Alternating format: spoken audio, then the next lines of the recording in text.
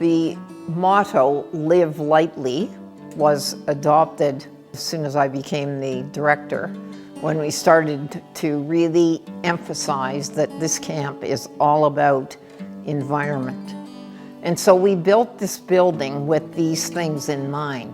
So the structure itself is designed to educate in some of these technologies. The walls are made of waste wood. The main timbers that are holding this roof up are actually made of wood glued together. And they can make that as strong or stronger than steel. You may think, well, that's not very significant, this is just a roof. Well, this roof has lots of weight to support because it's got a garden on it. In fact, 2 gardens on it. It has to hold a lot of weight. So the beams here that hold the roof up are actually 6 pieces of timber, not 2.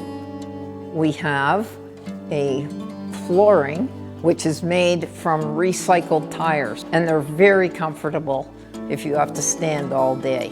The lighting here is designed to save power, like the one that is right over my head. It's called a Cera light, and it is on the roof. Inside that bubble, there is a mounted set of slats that are shiny tin, and the light shines on them and is reflected into the building.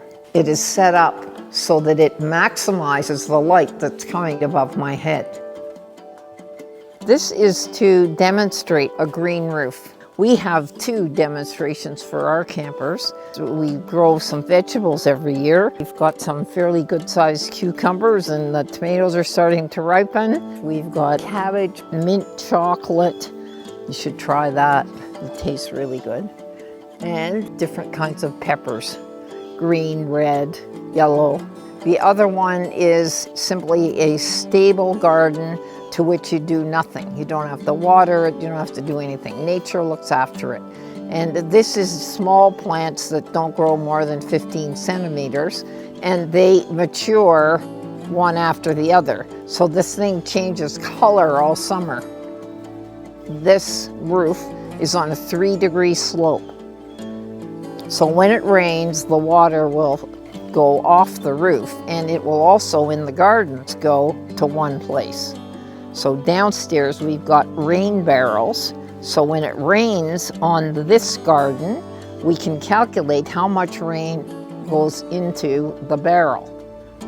And the same thing for the other garden. How much does it soak up? We can also calculate how much this runs off. And that's water that's going straight into the lake, because this is important for erosion.